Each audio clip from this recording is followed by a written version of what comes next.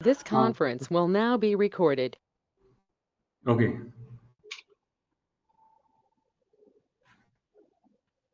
Is it my screen is visible? Could you able to see the screen?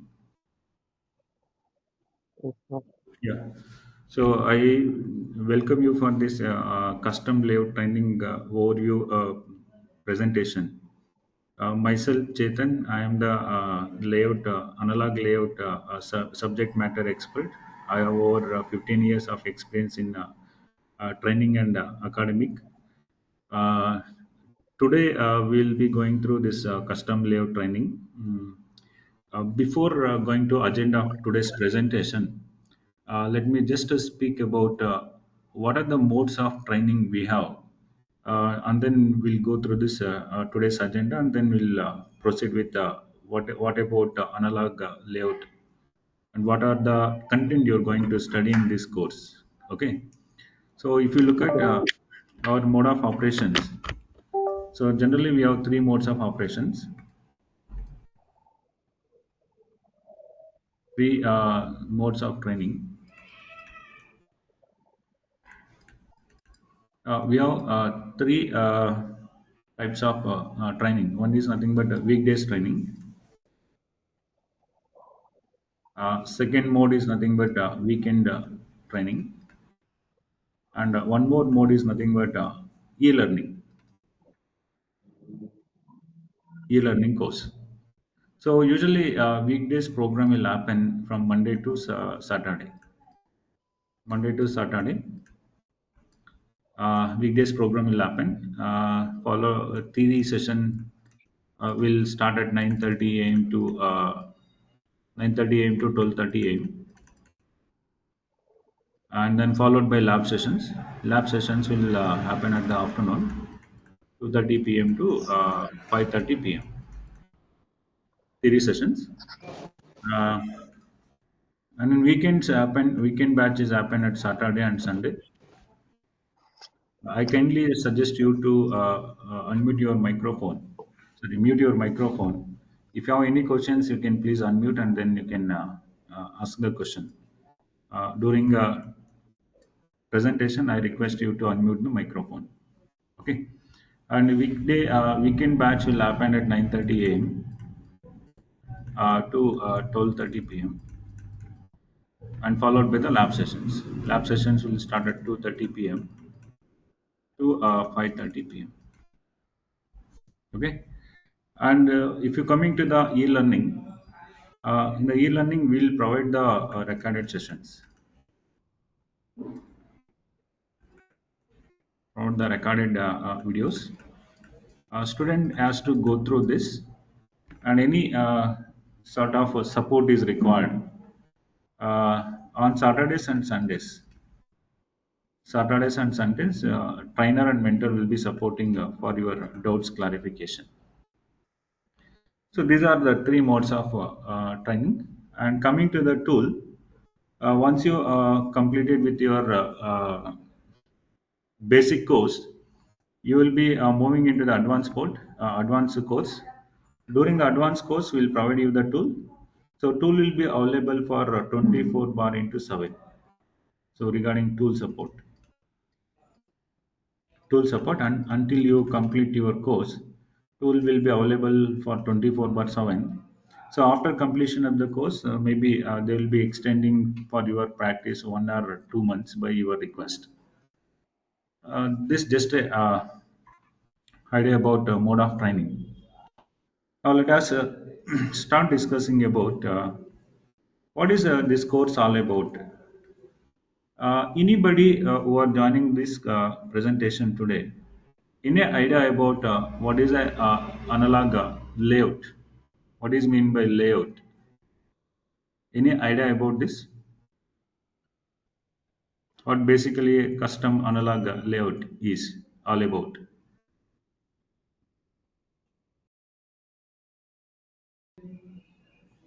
So layout is nothing but generally fab does not understand if you are designing any digital ASIC circuit or a analog ASIC circuit, where fab does not directly understand the high level of hardware description languages when you write in the Verilog or when you write in the VHDL, or when it is coming to the analog design, whatever the design you are doing by using the transistors, like schematic.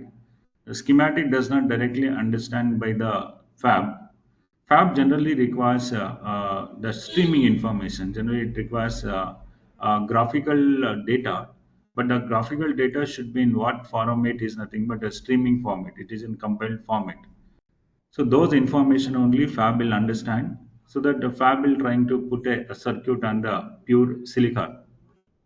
So analog layout is about uh, like you can generally call layer mask layer informations.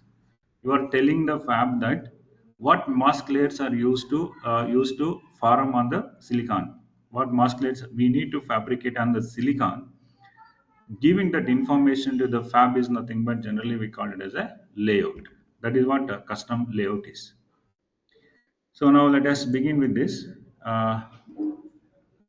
This is what the agenda of today's presentation.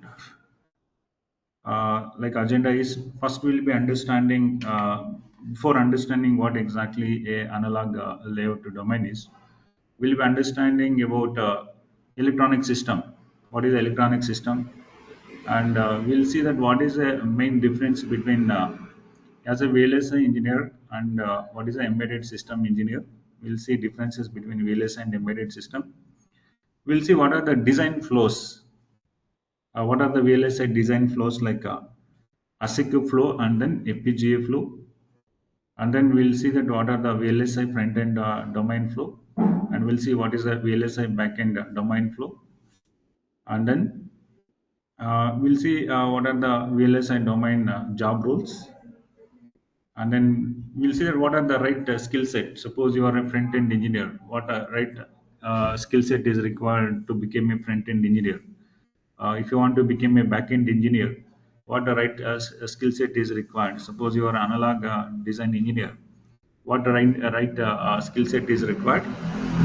We'll understand that, and we'll see that how to prepare for job once training is done. And we'll see that why career in VLSI, and any questions we'll take at the end of the presentation. So this is what our agenda for today's presentation. Now, if you look at what is the idea behind this training is, this training basically provides you the VLSI domain exposure who are interested in VLSI domain, and we'll see it is also giving providing the exposure to EDA tools. What are the various EDA tools? EDA stands for electronic design automation tools that generally used in the front end domain and the back end domain. So we'll see this is what idea behind this training. And if you look at this is a tentative schedule. Generally, for advanced course, I'm talking about. Basically, the course is 6 months. In the duration of 2 months, you will be going through the basics like advanced digital system design. You'll be going through the Linux programming, Linux commands, and you'll be going through one scripting languages like TCL programming, tool command languages for doing some automation. So where any VLSI engineer, backend engineer usually should be thorough with the one scripting languages. So that we'll be discussing TCL programming first 2 months of the course. So first 2 months we'll be covering the basic course like advanced digital system design. We'll be covering the Linux. We'll be covering the TCL programming. So along with that, for the layout engineer, we'll be covering the CMOS and FinFET, fundamentals. So this I'm just putting a tentative schedule. Generally, there are 40 theory sessions, 40 lab sessions, and one lab session for every theory sessions will be conducting. And theoretical sessions will generally focus on. I'm just talking about advanced part, not basic part. In the 2 months, you'll going to the basics. So after basics, from the third month onwards, you'll be moving into the advanced part of layout. So in this advanced part of the layout, so we'll be having 43 sessions and 40 lab sessions. This is like a tentative schedule. Each theory session will be followed by the one lab session. And if you look at the theoretical session, will be mainly focusing on layout designing part, how to do the layout. The layout will be understanding how to do floor planning, how to do placement, how to do routing, then how to do design for reliability, DFM. So that we'll be discussing. Along with that, we'll be also discussing about circuit analysis. As a design engineer, once you will design the circuit and do various analysis, the design circuit is given to the layout engineer. The job of layout engineer is to converting the schematic level of diagram or a circuit into the physical form. Physical form means, so you are talking about what are the mask layers of the transistor and how you can do the interconnection, means routing. So that is what the job of the analog layout design engineer. So in this course, advanced course will mainly focus on the layout design and then circuit analysis. So this is what the schedule. Now let us start discussing about, and also along with the theoretical sessions, we'll do hands-on labs to provide in-depth knowledge on custom layout design. We'll be working on various circuits. Like we'll start from the standard cells, how to draw the layout for the standard cells. We'll be starting with some analog circuits, like current mirror circuits, differential phase circuits, level shifters, some circuits like BGR circuits, and then low drop voltage circuits, and some input output circuits, and also some memory circuits. So we'll be understanding how you can plan to draw the layout for like standard cells, layout for analog circuits, and also we'll be dealing with some analog mixed mode signals, like PLL circuits. Phase lock loops is a mixed mode signals. We'll see that how to draw the layout for the charge pump, how to draw the layout for voltage controllers, phase detectors, and frequency divider circuits. Also, we'll be see that how to draw the layout for some code converters, like basically uh, analog to digital converters and digital to analog converters blocks. So this is what idea about the lab. Uh, Now let us start discussing about. We'll understand generally where analog layout engineer comes. We'll understand where VLSI engineer comes. If I'm talking about VLSI engineer, what is a front end engineer? What is a back end engineer? In this front end and back end, what is the role of the custom layout engineer, layout engineer? So to understand this, first let us go with some electronic system, how electronic system works, and what are the building blocks are required to design any electronic system. So electronic system, for example, if you take an example of making of a mobile phone, if you see the mobile phone, you may see that there is a display unit, there is a camera unit, there is a mic, there is a speaker, there is a transmitter. There are there are different EDs are there, DACs are there, PLL blocks are there. So if you look at this mobile phone is about this is what at the end user you see. But actually, if you see as an technical person, if you see that mobile phone has all these components. So like you have a battery unit, you have a sensor units, you have a speakers, you have a transmitters, you have a antennas, you have various components. So these are the components that are usually used to build the what any electronic system. Now, if you look at this electronic system, what are the things that makes a phone? Suppose if you want to make a phone, what are the things are like required is to make a phone. Of course, as an end user, you may understanding that some kind of hardware is required, some kind of what drivers are required, some kind of what operating system is required. So these are the things are used to make up the smartphone, like hardware. So hardware, if you talk about hardware, immediately it is coming into the mind that so hardware like a processor, chip. You need a chip, you need a processor, you need a screening unit, you need a USB port, you need a camera, you need a sensors, you need a audios. Another component is nothing but uh, so like these are the components which we don't see, right? All these are components inside the mobile phone, like uh, inside the phone. There are a few things which we don't see, like is nothing but operating system, whether it is Android operating system, whether it is a iOS operating system. So these are the things are used to make up the what mobile phone. Along with this, you need a firmware, or we call it drivers.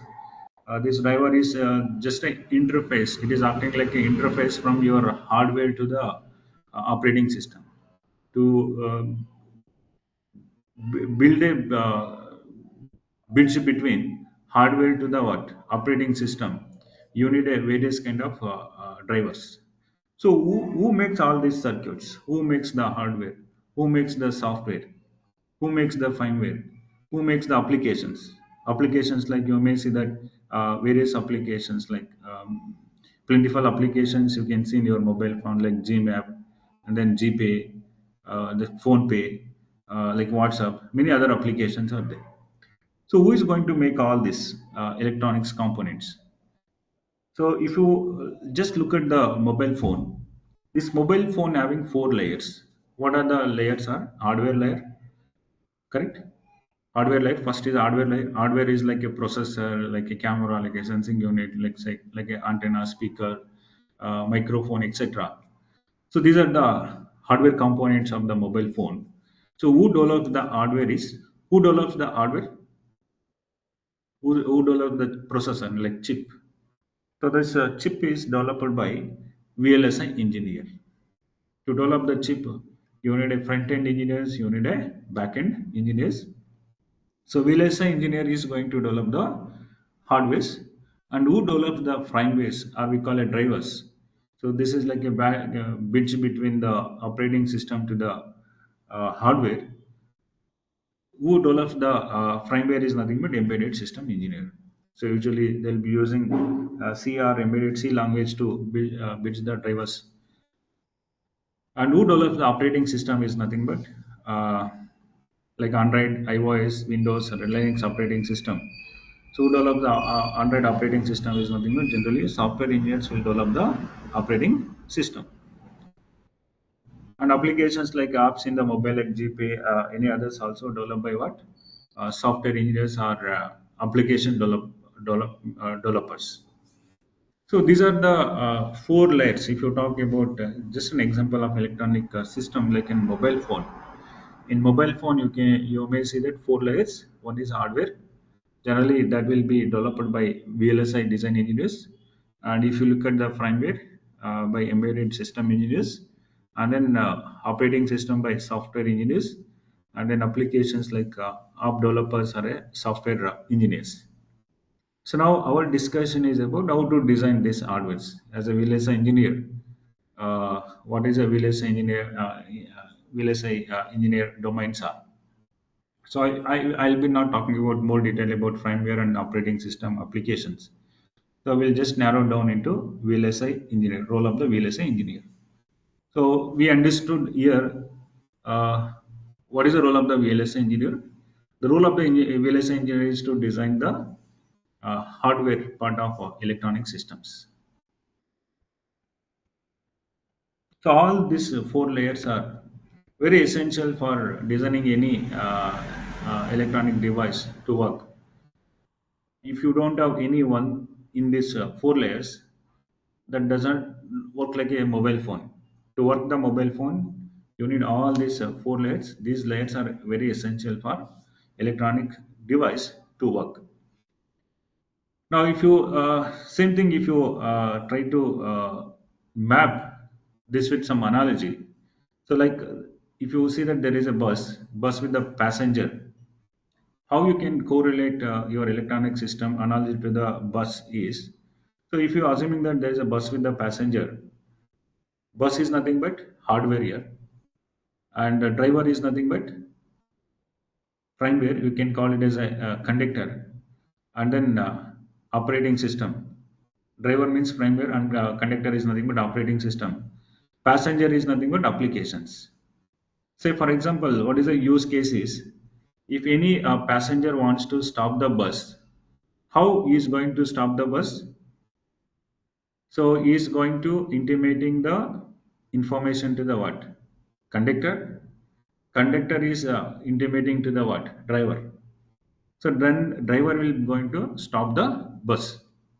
So with this analogy, if you see that bus with the passenger analogy, bus is nothing but hardware. So where conductor is nothing but operating system.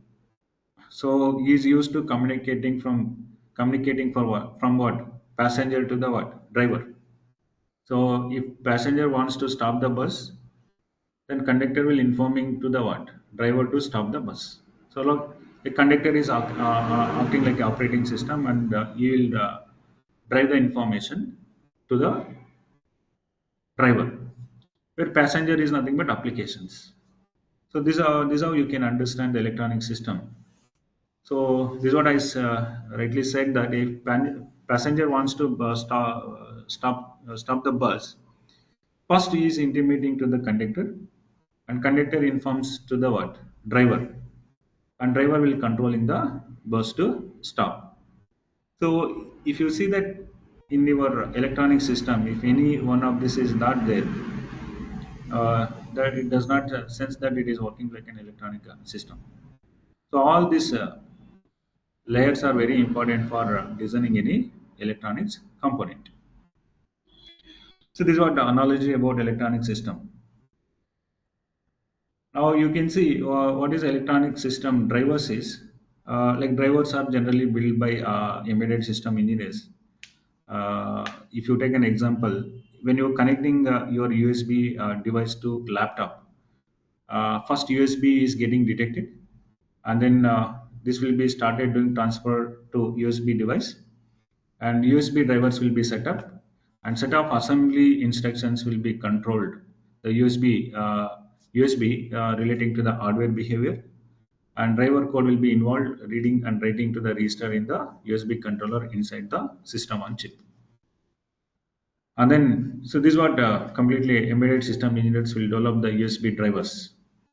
If you connect any electronic component to the laptop, how data is transforming from your laptop to the your USB port. First, it is going to detect the device. Once it is detecting the device, then it is started initiating to do the transfer of the data. So then USB drivers will be set up, and set up assembly codes instructions will be controlled. And by doing this, driver can be involving for reading and writing to the registers in the USB controller inside the uh, chip or SoC. This is what embedded system engineer develops the USB drivers. So generally, they used to prefer using the embedded C language. If you look at uh, same thing to bus analogy, does bus driver manufacturing the bus?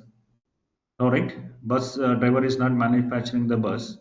Similarly, if you look at this embedded system engineer, the responsible for the embedded system engineer used to developing the drivers, which controls the hardware, how to control the hardware, like various drivers, USB drivers, then HDMI drivers, keyboard drivers, many other drivers will be developed by the embedded system engineer. He is not responsible to for developing the hardware. Who is going to develop the hardware is nothing but VLSI engineers. So if you see the use cases, suppose you look at some use cases of this. Say for example, I want to change the screening time off. Currently, if my screening time off is 30 seconds, if I want to change that into the 60 seconds, how generally we will do this? So we are not breaking the hardware and go inside the hardware and we are changing the settings, right? How generally we are will do this is nothing but, so we'll not open the mobile and apply number 60 on the hardware. How generally we'll do is nothing but, so you are using the application, uh, you should not directly interact into the hardware.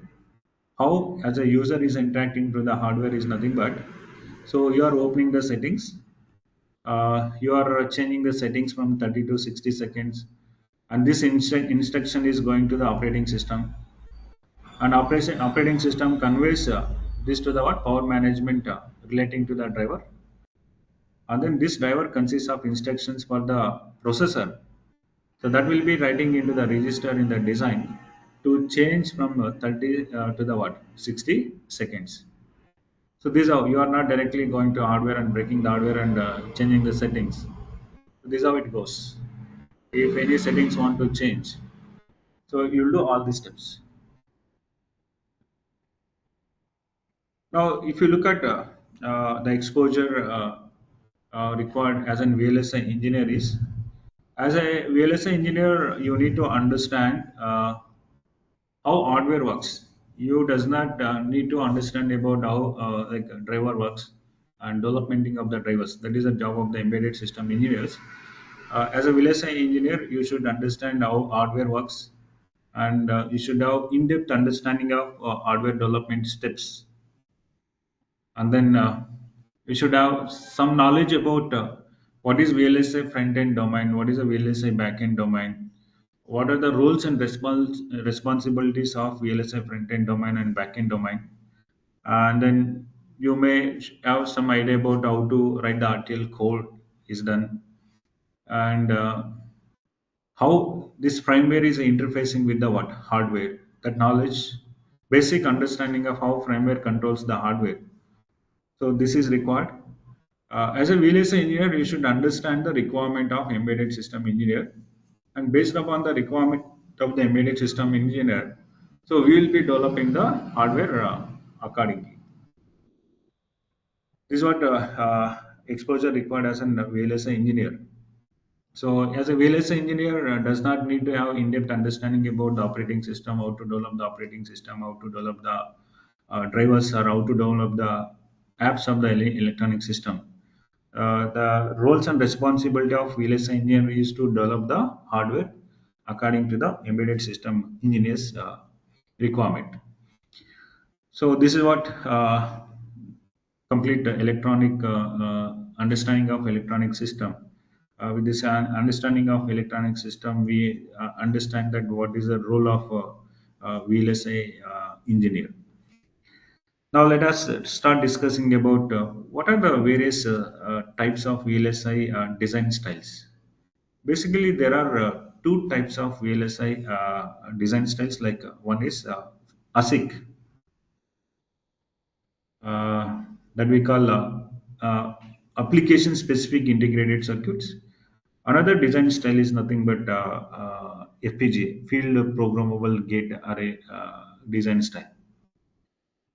Before going to that different styles, let us understand what is the very large scale integration. So, what we are generally integrating, very large scale integrated circuit is nothing but in the single substrate. So, where you are trying to put the millions of transistors that will integrate it onto the single clean, pure silicon, or we call substrate. So that is what we are integrating. So what we are integrating is nothing but we are integrating the transistors on the pure silicon. How generally you can do integrating this transistor and the pure, like transistor, not only transistor, we will be integrating the transistors, resistors, capacitors, BJTs, PN junction diodes on the silicon. If you look at the two major styles of developing VLSI chips are, one is ASIC chip. ASIC stands for application specific integrated circuits. The another one is nothing but field programmable gate array. So these styles having their own advantages and disadvantages.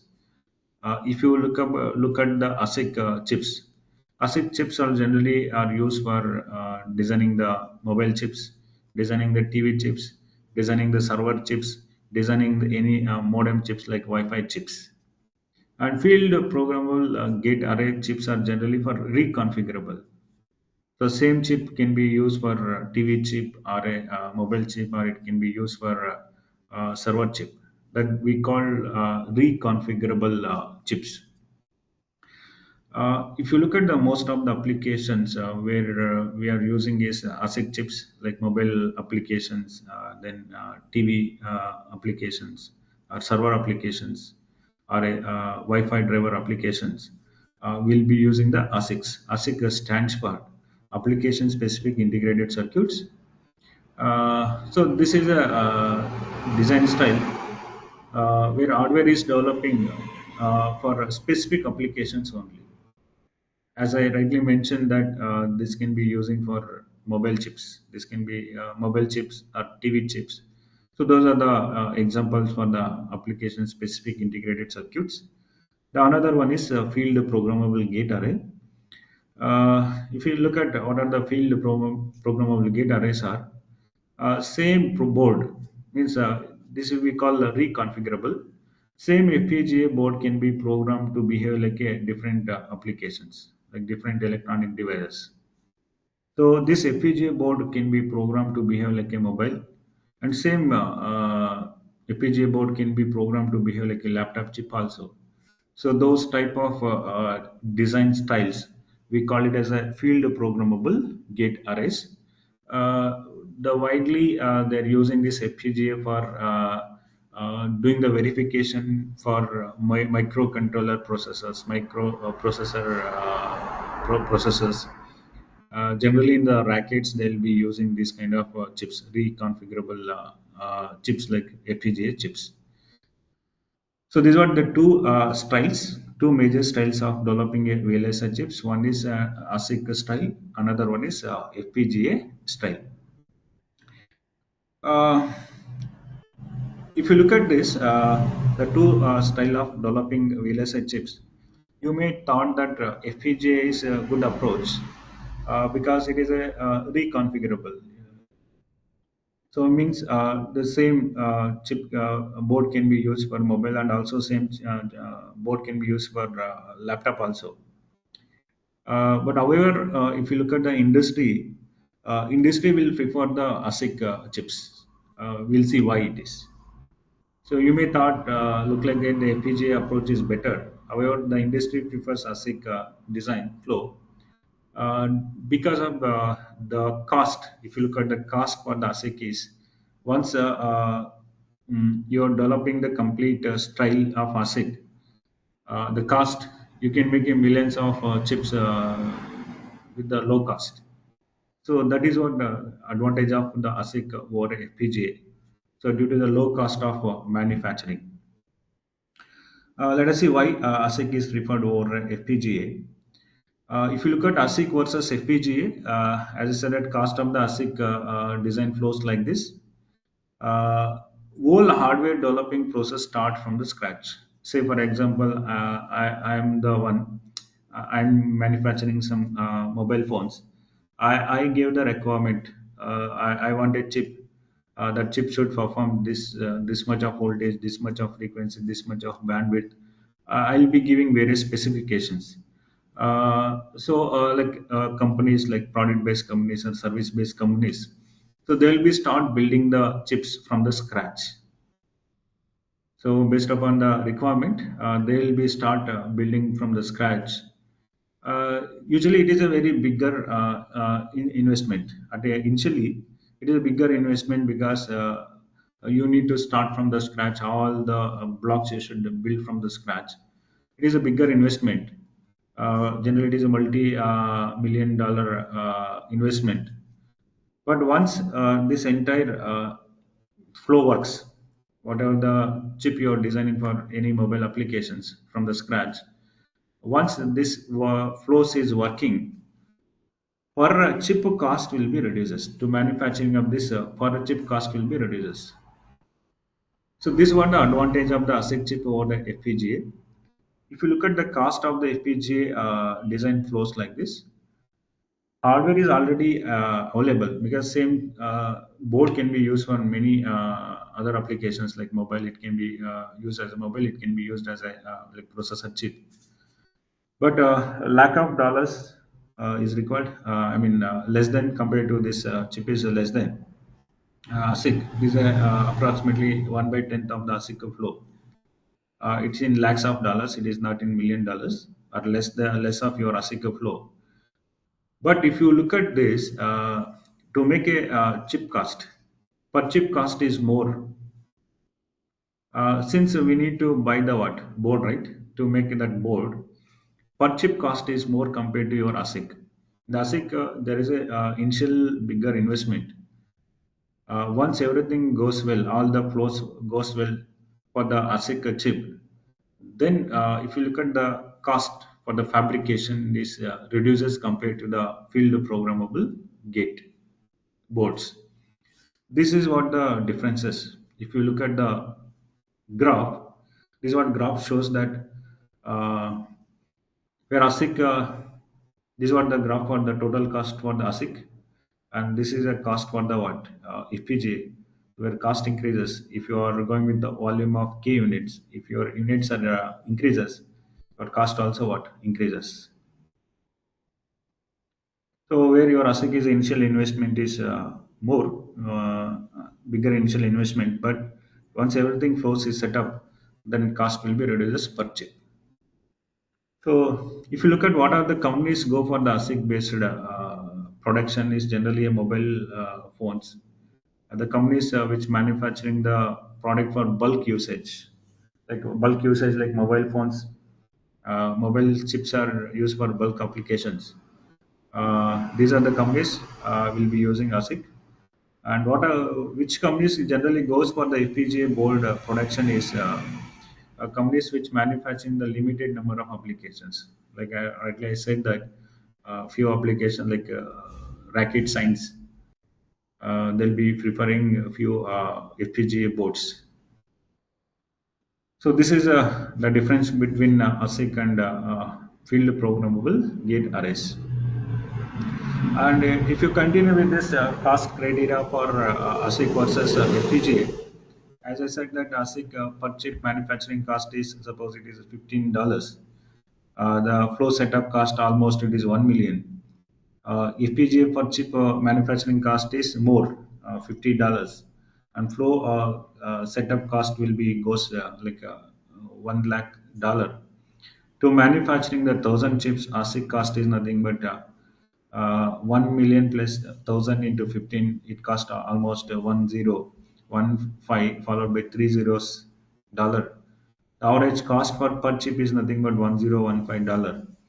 So if you look at the FPGA cost is, so this is a flow cost is nothing but 1 lakh plus 1,000 into 50. So it requires 1500,000 dollars. So average cost per chip, if you see, that is nothing but $150.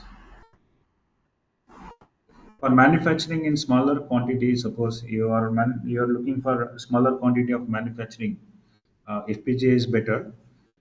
If you are doing a bulk manufacturing of the chips, then you can go for ASIC, application specific integrated circuits. So this is what I said that like if you take an example of to manufacturing, suppose I want to manufacturing one followed by five zeros chips. This is what the cost. Then you can see the average cost per chip is 25. The same thing if you look at the FPGA cost, it goes around $51. For bulk production, ASIC is better. Uh, if number of units where ASIC is better for better option. If number of units are increases, for bulk production, ASIC is better than the FPGA. So this was just a number. So this is what the differences between ASIC versus the FPGA design styles. Now, if you look at the ASIC design style, now let us start discussing about application-specific integrated design flows. ASIC design flows like similar to your house construction. If you see that, suppose you want to construct the house, this is quite very similar to the house construction. ASIC flow is similar to house construction. It follows what? Like requirement.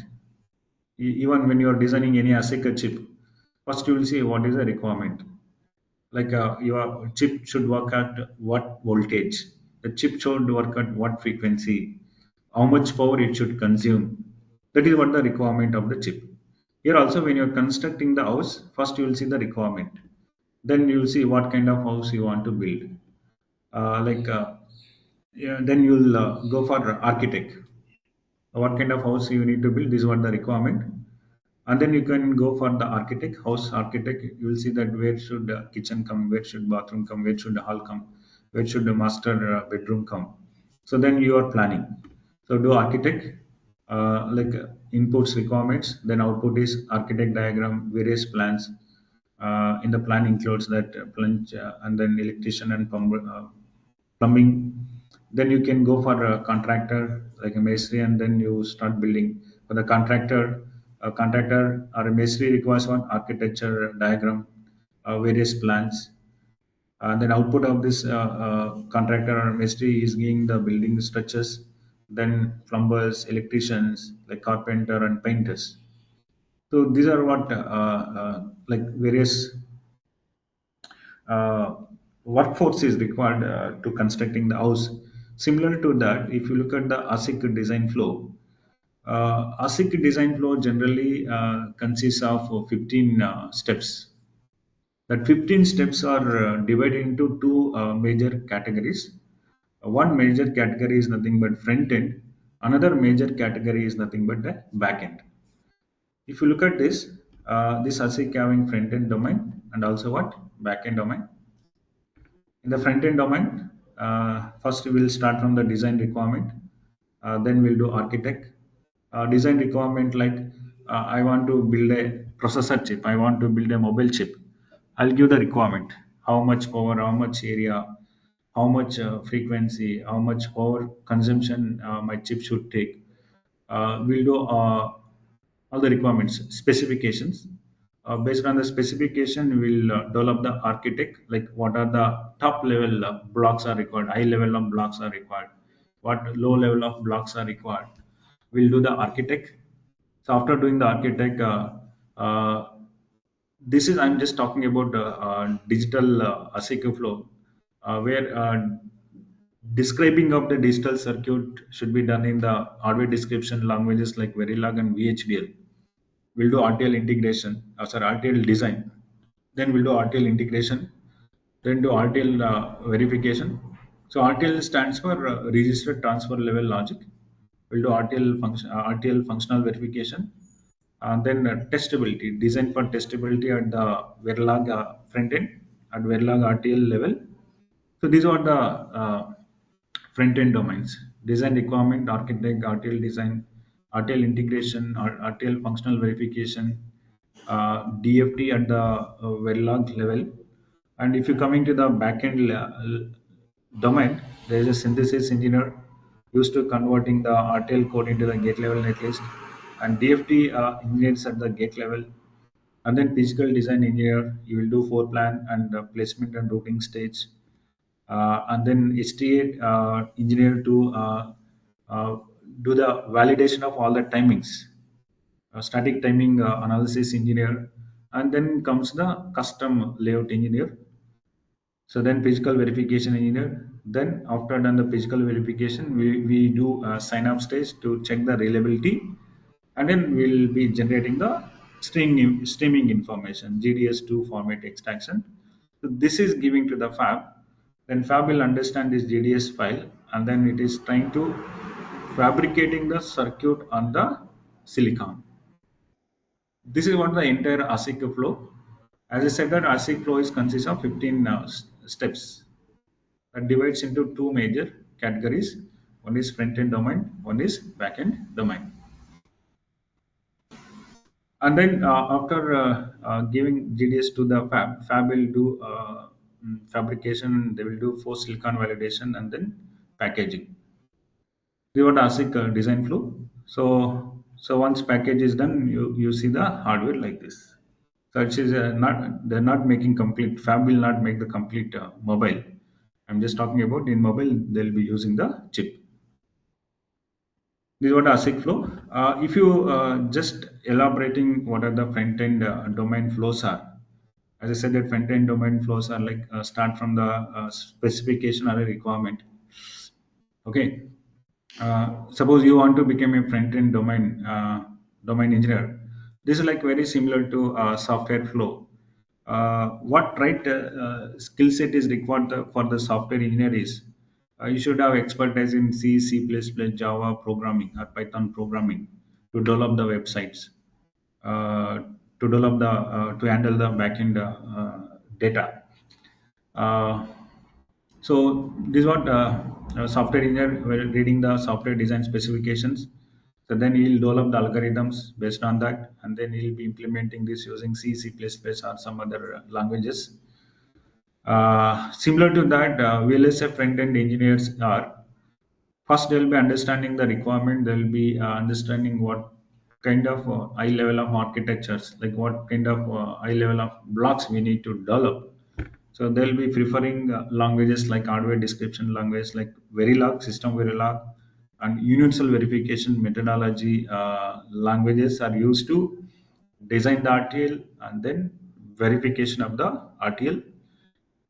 So you'll be understanding, reading all the hardware design specifications, and then he is trying to implement the requirement by using various protocols.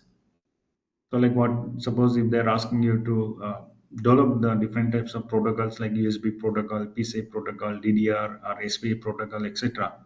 So you'll be developing the RTL code and then doing the verification. Uh, if you see that software does not involve any backend flow, similarly, that backend flow process, mainly the backend process is nothing but conversion of the code into the what chip. The job of backend engineers is nothing but you will take the gate level netlist. The gate level netlist will be transforming into the what physical format. And once you transform that into physical format, that is maintained ensuring for all the design for manufacturability. So then we'll generate the GDS2 file and that is giving to the family. So this is what VLSI front-end domain flow. Like VLSI chip does not have any concept like patch concept, which widely software engineers should be known. VLSI chip engineer does not need any concept like a patch. Now, if you look at what is a VLSI backend domain flow is, the job of the VLSI backend flow is nothing but converting, as I said, that converting the gate level netlist into the what physical form. That includes synthesis used to converting the gate level netlist into the eye level description like RTL code into the gate level netlist, and we'll do gate level synthesis and the DFT at the back end. DFT engineers are coming to picture to validating the chip before fabrication and after fabrication, and then physical design engineers that follows for planning, placement and routing, and then static timing analysis to ensure the timing behavior, and then custom layout engineers will be developing the standard cells, developing layouts for analog circuits, developing the layouts for analog mixed mode circuits. And after that, we'll do physical verification. Then we'll do fabrication. Then after fabrication, then we'll do post silicon validation. So these are the flow stages for backend. We call photosynthesis flow also. This is what backend flow.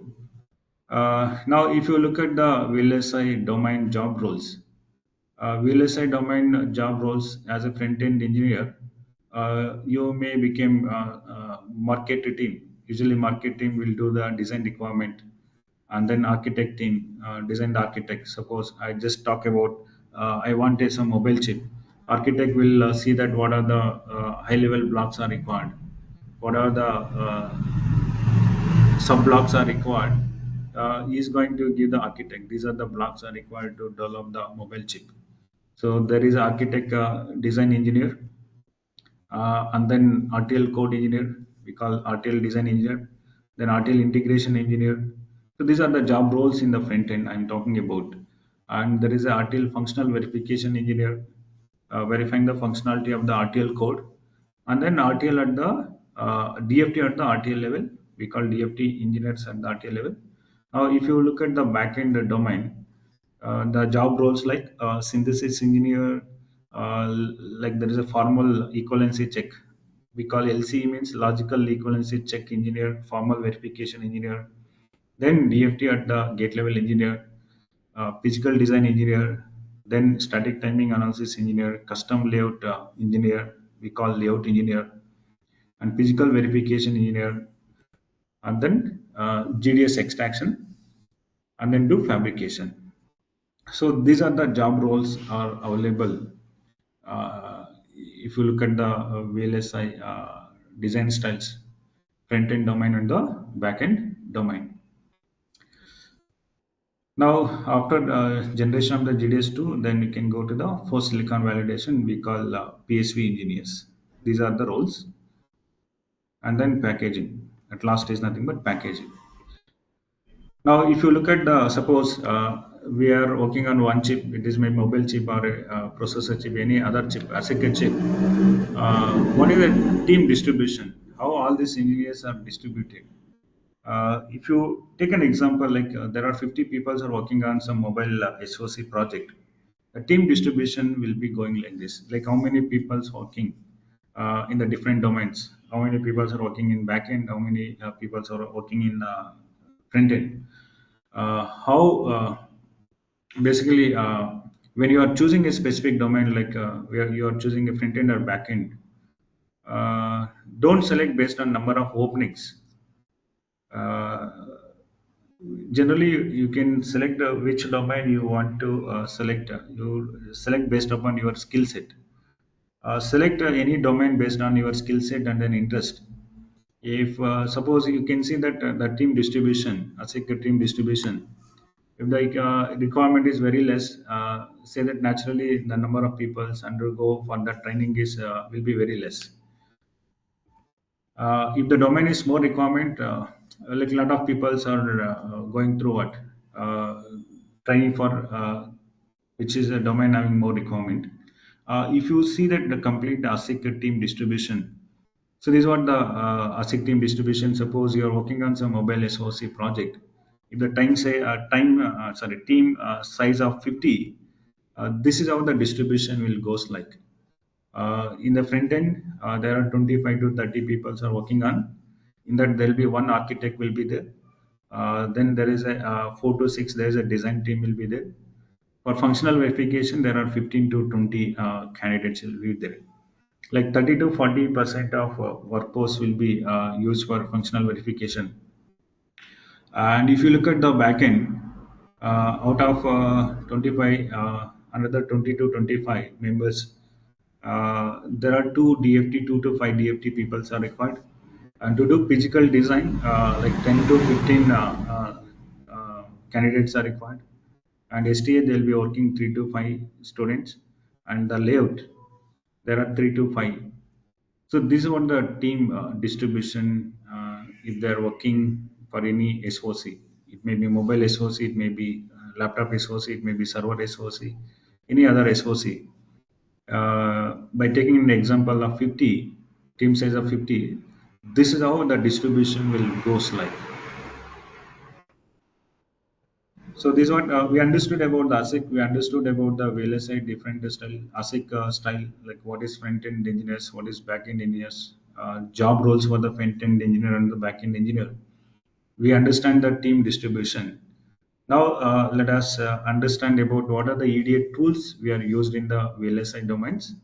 The EDA tools we are using is there are three companies which are providing the EDA tools, electronic design automation tools, like Synopsys, Cadence, and then Mentor Graphics. Uh, so these tools widely we use to do any SOCs. Uh, just I'm giving some idea like what is the role of EDA companies in VLSI design flow. You think of the design of the chip without there is no EDA tools, like electronic design automation tools. Probably we don't have 90% of electronic products will be not there currently, right? This like Synopsys and Cadence, they providing the EDA tools, various EDA tools for front end domain, various EDA tools for the back end domain. If you are not having a EDA tool, still you are doing manual things to do any to do design any SOC. Think of that. As of now, only 5% of electronic products are available. So these are the companies who's dominantly providing the EDA tools. So these companies will develop the electronic design automation tools, which help most of the VLSI design flow automate. So otherwise, it have bit quite tedious to do manually. You may not seeing more electronic gadgets now. So these are VLSI domain EDA companies. And if you look at VLSI design flow, as I already mentioned, this is what VLSI design flow, like design requirement, design architect, RTL coding, RTL integration, RTL verification, DFT at RTL, and do the synthesis, do the gate level synthesis, DFT, physical design, STA, ECO. ECO is generally it is nothing but engineering change order. Without changing the functionality, do some addition of the cells and deletion of the cells. That we call engineering change order. Then we'll do layout, physical verification, fabrication, and force to silicon validation. This is what VLSI design flows steps are, various steps. See, if I want to do this SOC system on chip, if you look at this system on chip consists of various blocks like CPU subsystem, there is a DSP subsystem, then application subsystem, and you may see that like input output peripherals, security subsystem, wireless subsystem. To do this on chip, system on chip, so we need a front end engineers, we need a back end engineers.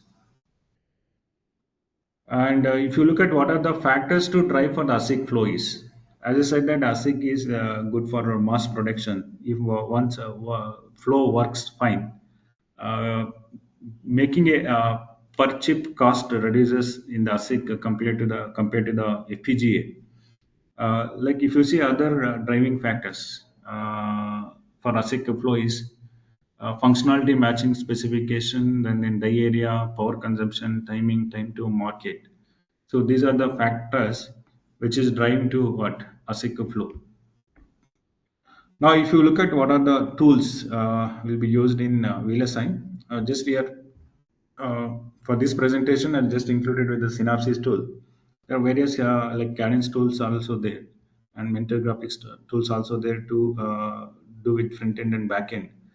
If you look at the front end domain tools are, so architect they'll be using a tool called platform architect. For RTL coding they'll be using spyglass lint, and then RTL integration they'll be using spyglass lint, and for this RTL code they'll be also using VCS from the Synopsys Verlag compiler, and then like VCLP tool for RTL integration, then code tools like builder and assemblers.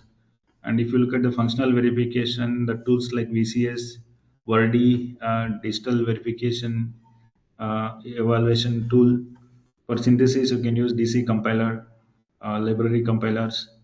And if you look at the backend for to do logical equivalency checks, they'll be using VC formal, and DFT they'll be using DFT compiler or Tetramax.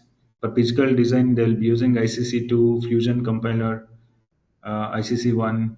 For STA, they'll be using Primetime, and custom layout they'll be using custom compiler, custom designer or custom compiler tool. For physical verification, they'll be using tool called as IC validator to check the DRCs and layout versus schematics, and then to do sign off. So they'll be using a tool called as a Redapt tool from the Synopsys. So these are the various tools they'll be using to design any SOC at the front end at the back end. This is what I talked about VLSI design styles like FPGA and ASIC, and then we talked about the ASIC flow. ASIC flow. Now let us start understanding about what is an analog ASIC IC flow. Analog IC ASIC flow. In the analog ASIC flow, if you look at the analog ASIC flow, first we'll start with the specification phase, where we'll be listing out all the design requirement. to designing any analog application specific integrated circuits, and we'll be selecting what fabrication process we should use, like what technology node I should design the analog ASIC flow, select the fabrication process, then architect. In the architect, we'll be looking that what is high level of block diagrams are required, and then we'll see that what topology selections, what type of topologies, like what type of circuits are like required, like topologies like single stage, dual stage, what gain of topology is required. We'll do in the architect phase. So after architect phase, we'll be doing circuit design and simulation. The circuit design and simulation includes schematic entry, then do pre-layout simulations like AC analysis, DC analysis, transient analysis, like corner analysis or Monte Carlo analysis. We'll do. So this was the next step. So once schematic entry is done and pre-layout simulation is done, then we can go for the layout designing. So the layout design includes floor plan, placement, means component placement, then do routing, then design for reliability, ensuring your layout should be ensuring for design for manufacturability by addressing all the reliability issues. So we'll enter with the layout to design, and then we'll do verification, like DRC verification to ordering that whether you're following the fab rules, all the fab rules, uh, fab rules to design the chip without any defects. That we call design for rule check, design rule check. And we'll do LVS, like layout versus schematic, matching the parameters of schematic and then matching the parameters, ports, ports like nets and parameters of the cells can be matched. That we call layout versus schematic checks. And we'll do parasitic extraction, specs extraction like resistor extraction, capacitor extraction, like inductance extraction.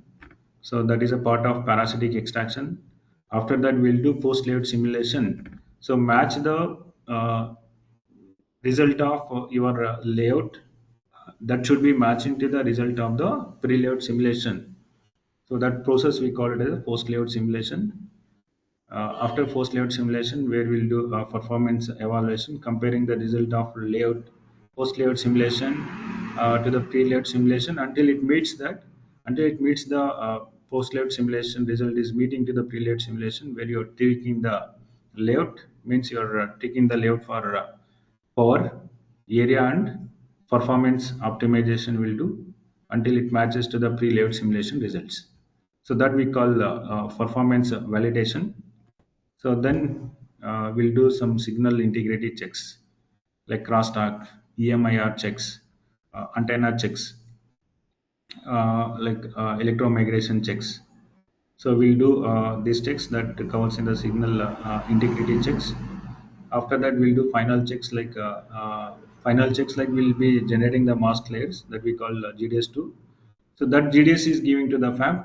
Fab will do wafer processing and wafer preparing and testing, and then after that they'll do for silicon validation like packaging, then characterization, then they'll do debugging and iteration.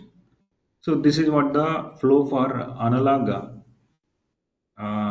application specific integrated flow.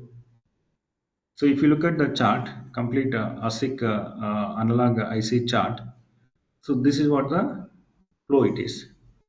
So analog, if you want to design an analog application specific integrated circuits like PLL blocks, ADCs blocks, or any other analog ASIC integrated circuits, the flow is start from the schematic entry. So before that, there are two steps like design requirement, or we call specs specification. After design requirement, then we'll go for architect, like what high level of blocks are required, and then uh, what are the topologies we should used in the high level block design. that will be specified in the architect level, and then above that there is a specification. All the requirements will be listing, and what technology node I should use, whether I should use 180 nanometer or a 90 nanometer or a 45 nanometer or at 28 nanometer, 18 nanometer, or 14 nanometer. We'll select the fabrication process, which fabrication process we want to do analog ASIC IC.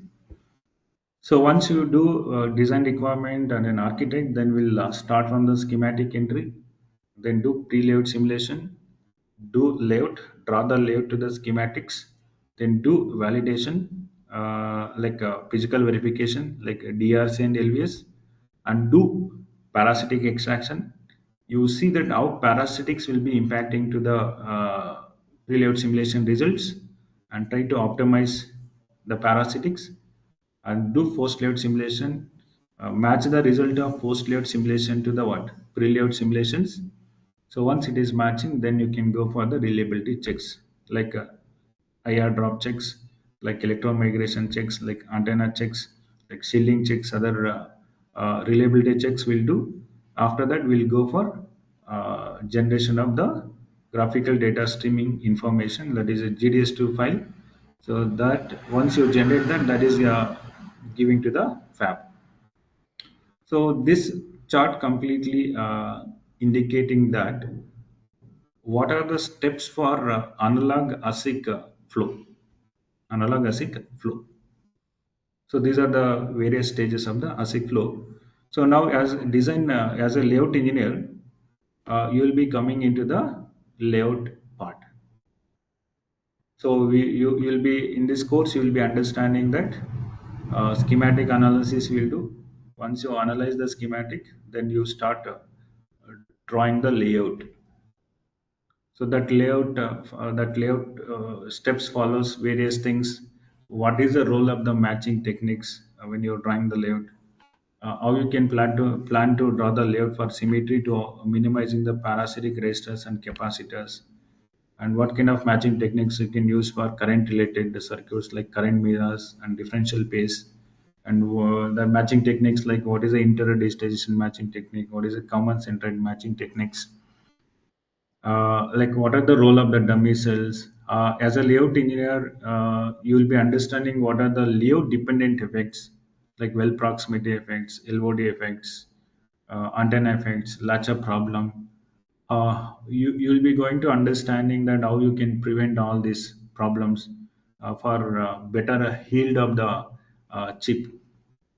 So these are the topics we'll be going through in this layout course. You are in this complete analog ASIC flow. You are coming into picture of layout part. We'll do layout for various circuits, analog circuits like Smith triggers, level shifters, like standard cells. We'll do circuits, analog mixed mode circuits, charge pump, like ADC blocks, some of the analog blocks, some of the AMS blocks. We'll be understanding like how to draw the layout, uh, how to do physical verification like DRC and LVS, uh, DRC and LVS. So that is what the main part of this course. Draw the layout and do the physical verifications. So some of the circuit will be also showing you that starting from schematic into the post layout simulation, that covers how to do the simulation, then how to draw the layout. After drawing the layout, anyway, we'll be understanding how to draw the layout, how to do the physical verification. Then we'll also see that how you can extract the parasitic like RC extraction. So we'll understand how this RC will be impacting the circuit performance. Then how you can tweak the layout, or tweaking the layout, or tweaking the schematic, so that extracted parasitic should be not impacting more, so that your post layout simulation result will be matching to the pre layout simulation. Those few circuits will also see the entire steps from schematic into the to the post layout simulation. Once post layout simulation is done, then we can go for what reliability analysis. We'll do various reliability analysis. In this course, we don't have tools to do reliability analysis. So we'll be showing you from schematic entry to the uh, pre-layout simulation. So this was the entire flow for ASIC, analog ASIC, ASIC IC design. And if you look at what are the tools we are using is, we'll be using, see in this course, we'll be teaching you both the tools like from Synopsys, we'll be teaching you how to use the custom compiler. And then from Cadence, we'll be teaching you how to use the Virtuoso tool, Virtuoso tool. And from schematic to post layout simulation, what are the various tools we are using. We'll be teaching you all this. If you look at the Cadence perspective, so what are the tools we are using for schematic entries, Virtuoso tool, and to do pre-layout simulations for any circuits, to do circuit analysis, circuit simulations, we'll be using tool called Spectre or ADE tool. And then for drawing the layout, we'll be using tool called it as Virtuoso layout editor tool. And to do physical verifications like DRC, LVS, we'll be using tool called it as a Pegas or Azura. Azura is a older one. Pegas is the advanced one. For a specs extraction like parasitic extractions, we'll be using tool called it as a Quantas tool. Parasitic extraction will be using Quantas. And to do post layout simulation, we'll be using Spectre or ADE tool. And to do some corner analysis or monitor corner analysis, we'll be using tool called ADE Excel or ADE Assembler. Uh, and if you are designing any RF circuits or mixed mode signal circuits, we'll be using Virtuoso platform tools to work with the full custom analog circuits or any RF circuits or mixed IC design. So these are the tools we'll be encountering during the training from the Cadence. And if you look at the Synopsys, we'll be using various Synopsys tool for analog ASIC flow, like custom compiler for a schematic entry. To do circuit simulation, we'll be using PrimeSim, and to generating the netlist, we'll be using HSpice tool. To draw the layout, we'll be using custom compiler layout editor. To do physical verification, we'll be using IC validator. And to do parasitic extraction, we'll be using tool called as star RC tool. And to do post layout simulation, we'll be using PrimeSim environment. And to do like some GDS2 generation, you can use environment platform, custom design platform for generation of the streaming information like GDS2 format or OA SIS format, like open artwork information interchange format. So these are the Synopsys tools we'll be encountering during the training. And coming to the what PDKs we are using in our training is, we are using two PDKs. One is SAD PDK, Synopsys Academic Educational Design PDK, that is the 3228 nanometer PDK.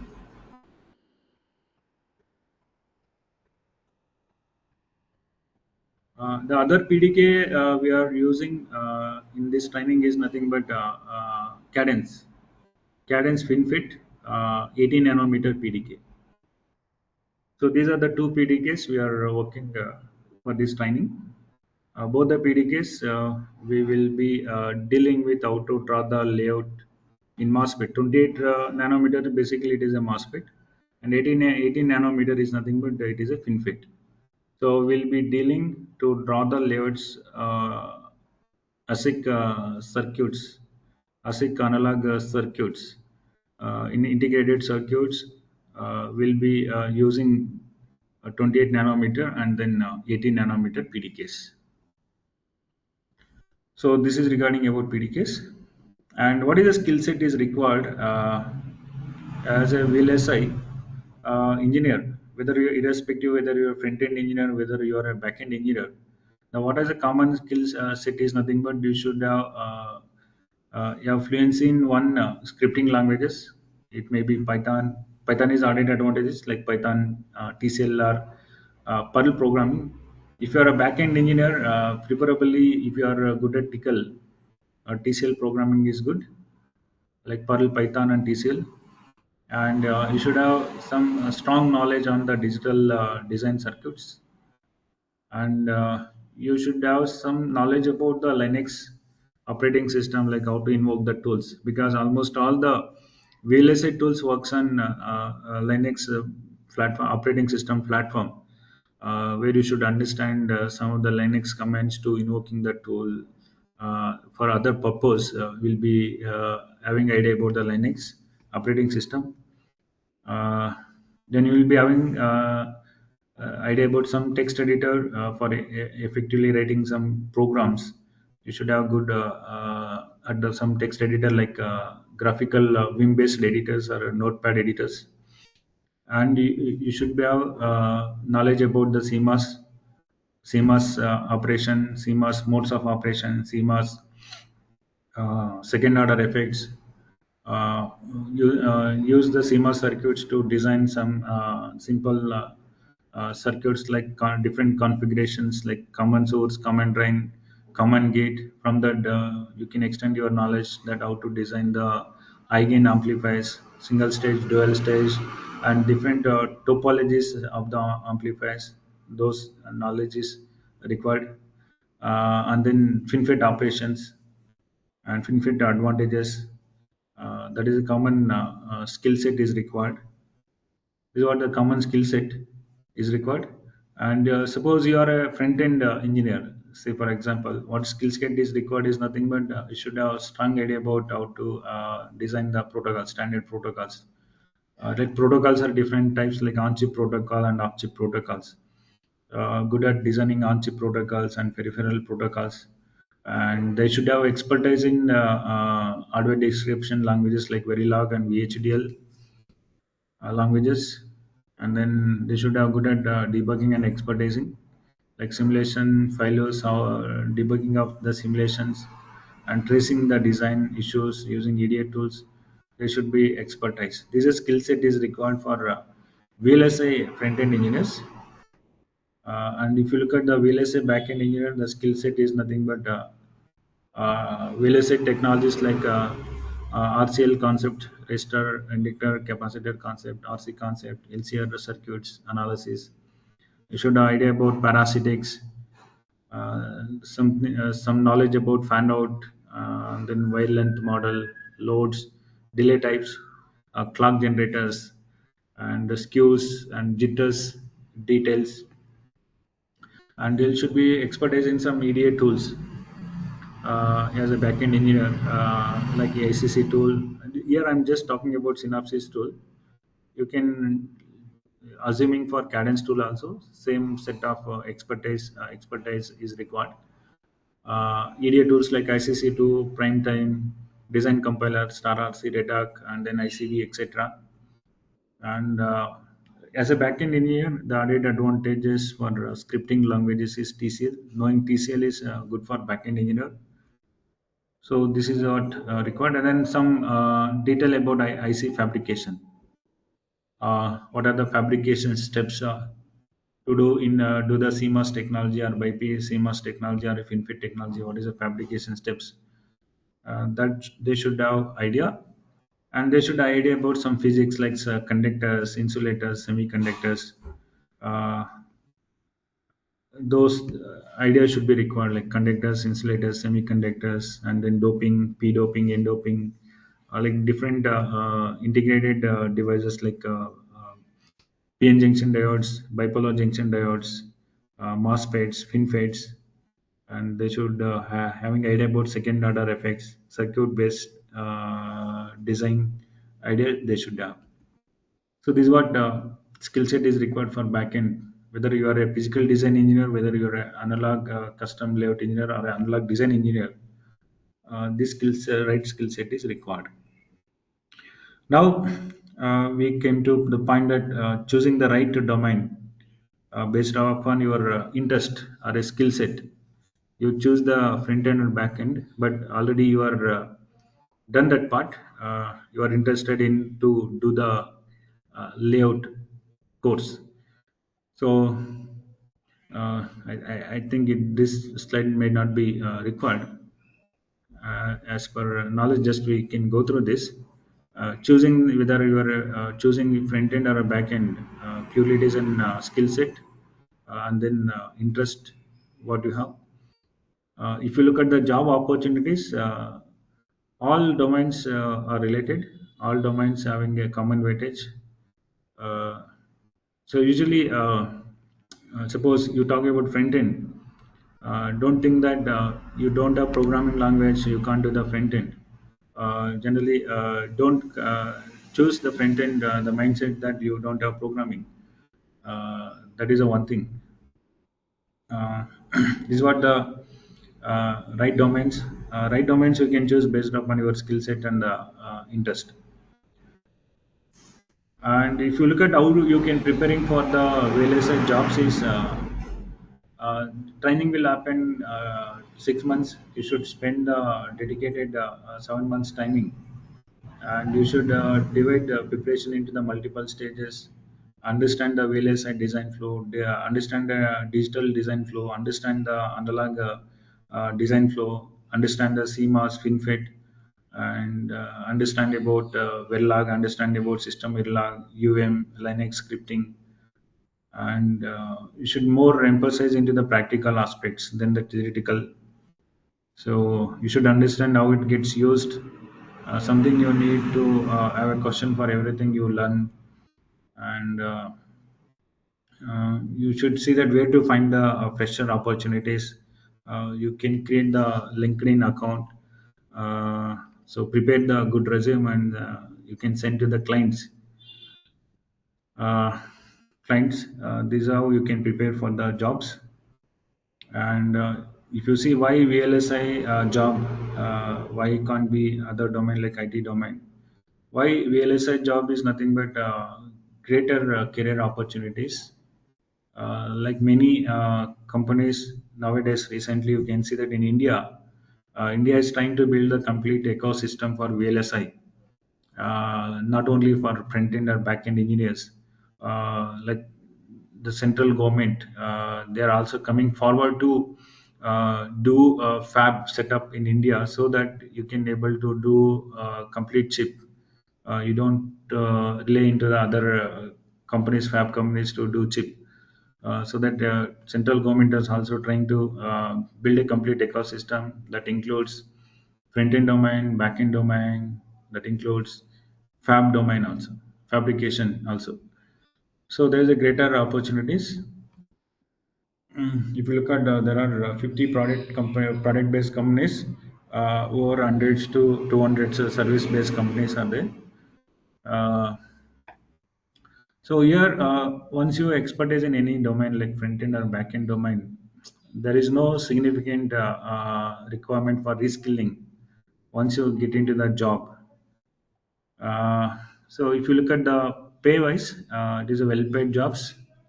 The candidate with 5 years of experience in VLSI earns anywhere between 15 lakhs to 35 lakhs per annum, based upon their productivity and then skills. They'll be getting 15 lakhs to 25 lakhs per annum. So this is the points where why can't you become a VLSI engineer? Yeah. So this what with this we'll conclude this presentation. Now let me take any questions from you.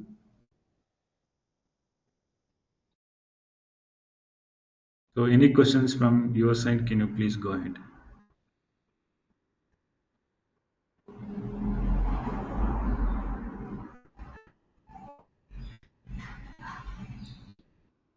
Yeah. So yeah, am I audible? Is it am I audible? Hello. Hello, sir. Yeah, please. Yeah, please, you can ask any questions from your side.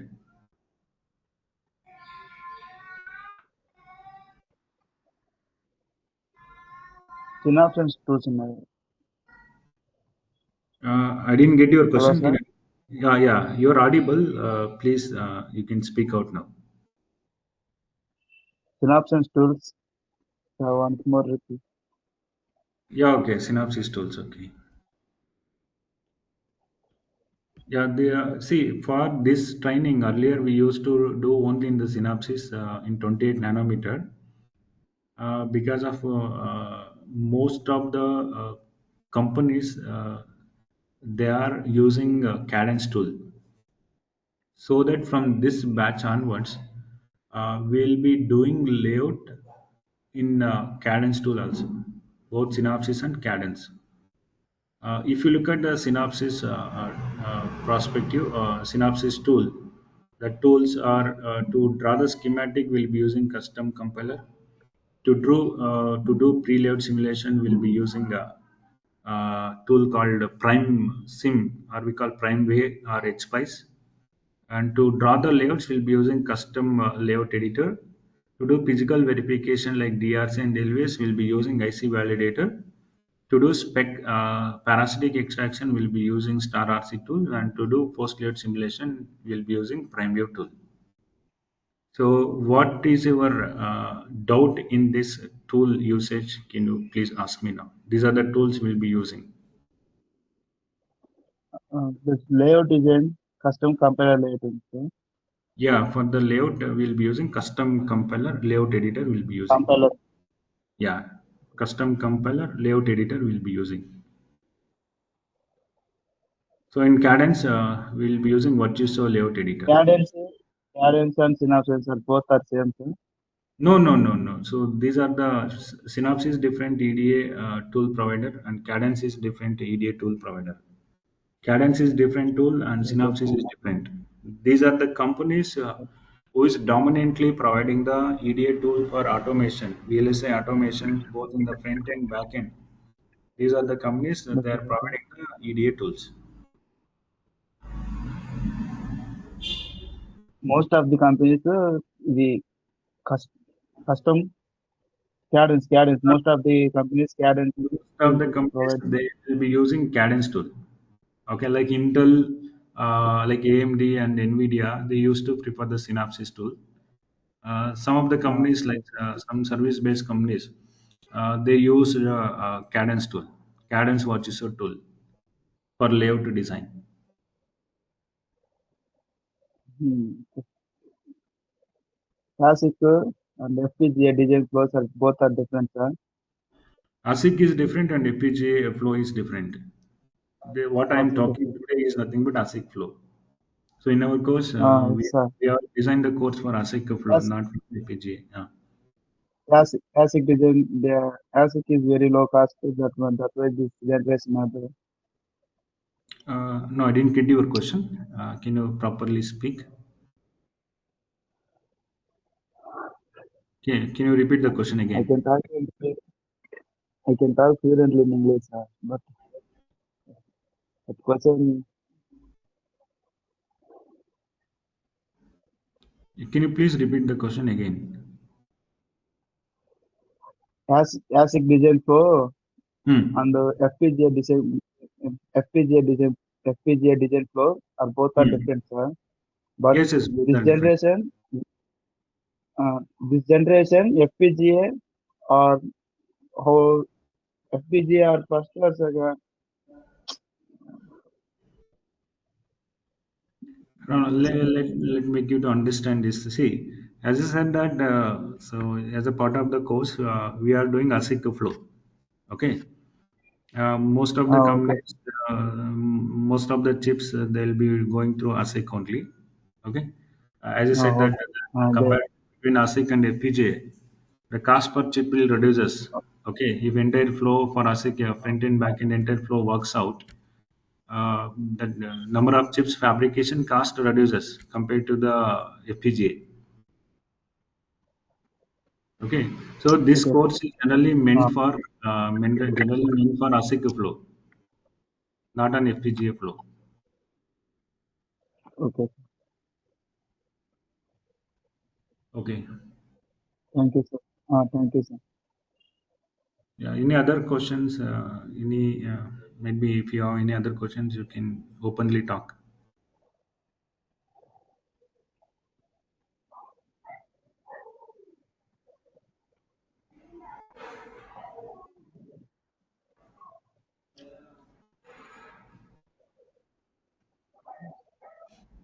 Yeah, so I hope that you got the points. Still any questions are there? You can Sir, ask me. Yeah, please go ahead. sir, Linux, sir. Okay. Linux is open operating system.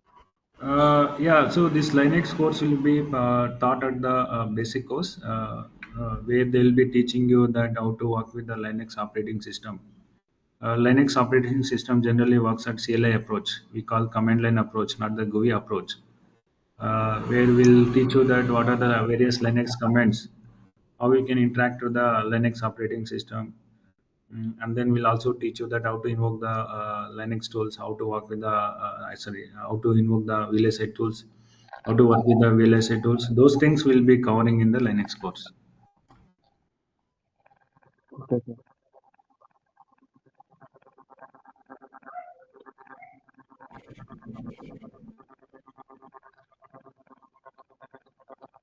Yeah, if you have any other questions, you can please go ahead. Mm,